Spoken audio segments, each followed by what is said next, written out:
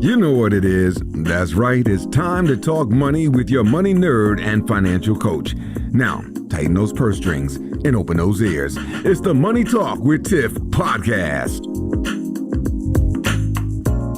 Hey everyone, I'm so excited because I have Amy Vale here. She's the founder of For the Cubs, and she's here to talk to us about how she started her product-based business and got to where she is today. So hey Amy, how are you? I'm good. Thanks so much for having me. Yes, no problem. Thank you so much for coming on. I thought this was a great topic for my audience. So let's just hop right in. So I know you have a product-based business, but it's product-based for a cause. So can you help just explain a little bit of that for us? Like what made you decide to do something for this cause and what is the cost?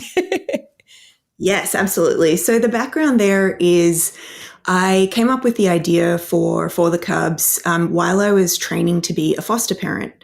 And one of the things that you learn is how to support kids while they're in your care who have come from hard places. And so a lot of that is focused on sensory processing tools. And one of the insights that I learned was that we need 8 to 12 hugs a day as humans to maintain our emotional well-being. And so that sort of sparked the idea of my hero product, which is a weighted bear named Percy. And one of the things that I was really struggling with was the need that is so great for kids in foster care. And so this for me was a way to care for more than one child that was in my home at any given time and to really sort of create impact for kids that are probably going through one of the hardest chapters of their life to date, and really showing up for them in a way that is just a small signal to them that there are people in the world that believe in them and care about them. Awesome. I love that. So tell us a little bit more about this weighted bear and how it helps these kids. Yeah, so Percy, one of the things was really sort of focusing on designing him to mimic a hug. So when I researched the market, I saw that a lot of products had the weight distributed in the center of the body, whereas a hug often has different pressure points. And so the weighted bear sort of acts or pulls from theories around deep pressure therapy, which helps regulate the body, calm the mind, lower blood pressure, all of those types of things that when we're really struggling in a hard spot, we're overwhelmed, we're overstimulated, that gentle pressure just really helps sort of realign things and get us back to center. So what I focused on with the design was really distributing the weight in different points of his body so that he could be sort of maneuvered around a child or an adult. So it felt like it was more of an embrace than just sort of one focused area of weight. So when you were developing this product, how did you go about that? Like, were there different iterations? Did you have different prototypes? Did you have groups to try it? Like, how did you go about developing this physical product? I spent a lot of time and money developing this product, and it was because I'd never done it before. A lot of it was really sort of having a vision of what I wanted to achieve and continuing to iterate until I sort of found the sweet spot of delivering on the promise that I wanted to offer to customers. And so the first thing was I actually started working with an illustrator because Percy is a character. He's not sort of just a bear or any other sort of random animal or thing like that. He really sort of embodies that idea and support of belonging, which is something I think everyone is sort of striving for as a human. And so that sort of character development was really important at the beginning. And the element of sort of being able to bring through his personality. So I actually worked with an illustrator first to really bring his character to life. I wanted to see what he looked like when he smiled, when he was curious, things like that. So I could sort of really round out the story of who Percy is to the customer. So all of the details around his wearing the glasses and the love heart nose and the sort of little smirk on his face, they were all really intentional details. And one of the other pieces that sort of went into making Percy was my grandfather, at the time that I was sort of working on the concept of this product, he passed away. And as a child, he played a really, really big role for me in creating that sense of belonging. And so I wanted to find a way to honor that, but also sort of send some of that feeling out into the world that could be created with this weighted bear. So Percy was my grandfather's nickname. And so that's why I sort of wanted to bring everything together in a personality before I went into the design. And then when we went into the production design, I went through several different iterations of this bear. And so originally he was an off-white snow color and he represented more of a polar bear. I quickly realized that if children were going to play with this, and he isn't machine washable at the moment, white was not going to be a good color. So I needed to change the colorway and sort of turn him to that almond brown color. That was like one insight that I learned very quickly. And then sort of building out his body in a way where the design of like creating that hug experience also took a lot of iteration, because I focused first on him laying down, and then it was to move him to sitting up. And then it was like testing into the amount of fill that was in his body. It was testing into the stitching and the gauge of the thread that was being used, things like that I would never have considered when I first started, but it was such an exceptional learning experience to be able to dig into all of these aspects of product design that in my career in the past, I had never had as much exposure to. So this was a really sort of good way of, I was learning on the job, if you will, but it was also sort of teaching me a lot in terms of like the investment of getting it right up front, regardless of the amount of samples that I had to go through to get to that sort of ideal first product. That was a really important learning curve. And it took 10 times longer than I thought it would. But I also am glad that I didn't rush into something, because I don't think that I would have received the wonderful feedback that I have from this bear, and how he's helped so many customers so far. That is so awesome. And I didn't even think about the illustrator, like making sure all of the facial expressions, like all of that stuff, I didn't even think about when it came to a physical like teddy bear, you know? So I'm glad that you brought that all up. Now, how long did it take to get from the very first prototype to actually launching? It took about just over 12 months. Okay, so in that year, after you released everything, did you have to go back and do another iteration after release, or was that it? Yeah, I definitely was looking into customer feedback in ways that I could continue to iterate. So with the second version, there were additional sort of elements of, like I'd mentioned, sort of the double seam stitching, the heavier weight thread, things like that, where until the first, like the 1.0 got out into market and I had multiple people using him for what he was designed for.